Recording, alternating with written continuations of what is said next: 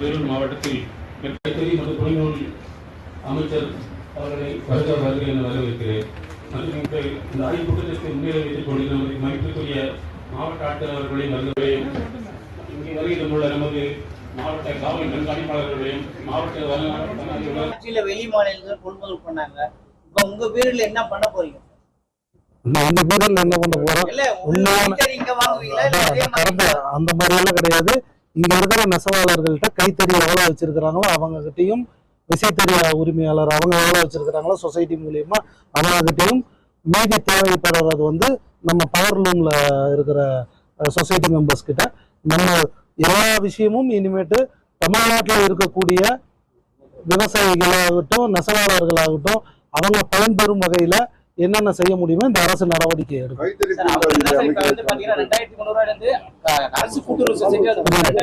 அரசு கூட்டுறவு சொசைட்டிலேயே அவங்களுக்கு தர வேண்டிய அந்த கூலி வந்து பாத்தீங்கன்னா 2300. ஆனா அவங்க எழுதி வாங்குறது 2300. ஆனா கொடுக்குற கூலி வந்து 300 ரூபாய் குறைச்சு 2000 ரூபாய் இது பண்றாங்க. அவங்க கூலி கேட்டு அவங்க ஏன்னா குடியாத்தம் தான் நீங்க போய் காலையில் இன்ஸ்பெக்ஷன் போயிருக்கீங்க. அங்கதான் போன வாரம் வந்து நெசவாளர்கள் வந்து போராட்டம் நடத்திருக்காங்க. அதுக்கு என்ன இது பண்ண போறீங்க? ஏன்னா என்னன்னா இங்க வந்து ஸ்பெஷலா வந்து பீம் வகை கைத்தறி, அதாவது 80% மேனுவல், 20% வந்து மிஷின். சோ அந்த அடிப்படையில் வந்து பாத்தீங்கன்னா முழுக்க முழுக்க அது நெசவாளர்கள் செய்யறதுதான். ஆனா அவங்க வந்து என்ன காரணம் காட்டுறாங்கன்னா அந்த மிஷின் செய்யற அந்த 20% ஒர்க்கை வச்சு அந்த 300 ரூபாய் இது பண்றாங்க. சோ அவங்க அந்த கூலி உயர்வை ஏன்னா அரசு கூட்டுறவு சொசைட்டியை குறைச்சு கொடுக்கும்போது தனியார் வந்து பாத்தீங்கன்னா அதை அரசு காரணம் காட்டி அவங்களுக்கு கூலி உயர்வை தடுக்கிறாங்க. சோ அதுக்கு என்ன சொல்யூஷன் இது பண்ணுவாங்க? கண்டிப்பா இனிமேட்டு அந்த மாதிரி எந்த பிரச்சனைகளும் இல்லாம அவங்க ரெண்டு அரசு தரப்புலையும் சரி அந்த நெசவாளர்களையும் சேர்ந்து ஒரு கலந்தாய்வு கூட்டம் போட்டு இனிமேட்டு இந்த தவறுகள் நடக்காம இருக்கிறதுக்கு அரசு என்ன நடவடிக்கை எடுக்குமோ கண்டிப்பா. கடந்த முறையே வந்து இலவச வேஷ்டி சேலை நிறைய மக்களுக்கு போய் சேரல சார், அது ஒரு இஷ்யூ போயிட்டு இருந்தது. இப்போ உங்களுடைய புதிய ஆட்சியில அந்த மாதிரி எந்த இதுவும் வராதா? இல்ல இந்த ஆட்சியில அதே மாதிரி இருக்குமா? மக்களுக்கு போய் சேர எங்களுக்கு வந்து பாத்தீங்கன்னா ரெவன்யூல இருந்து எங்க டிபார்ட்மெண்ட்டுக்கு ஒரு கணக்கு எடுத்து கொடுத்துட்றாங்க. நாங்க அதை எடுத்து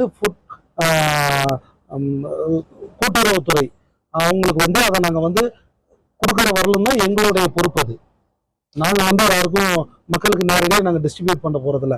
எங்க துறைக்கு வந்து கவர்மெண்ட் ஆர்டர் கொடுக்குறாங்க, அந்த ஆர்டரை நாங்க வாங்கி அதை நாங்க தயார்படுத்தி அவங்களுக்கு நாங்க கொடுத்துறோம். டிஸ்ட்ரிபியூட் பண்றது அவங்க. ஸோ கடந்த காலங்களில் எப்படி இருந்துச்சுன்னு நமக்கு தெரியாது.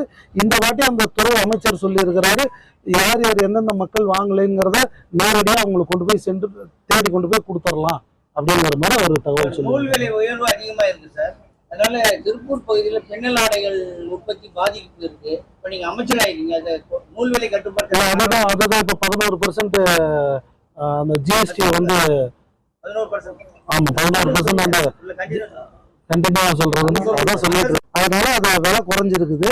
ஸோ ஒரு எப்படி சொல்றது, அரசு தரப்புலயே இந்த மாதிரி பருத்தியை வாங்கி அதை தயார் பண்றதுக்கு என்ன வேலைகளோ அதை அரசு செய்யும். அதே மாதிரி வேலூர் மாவட்டத்தில் விவசாயிகள் நீண்ட நாள் கோரிக்கையான மேலாசம்பட்டு அணைக்கு வந்து அடிக்கல் நாட்டியிருக்காங்க. அது போன ஆட்சியில் நாட்டினாங்க. அந்த பணிகள் அப்படியே நிறுத்த வைக்கப்பட்டிருந்தது.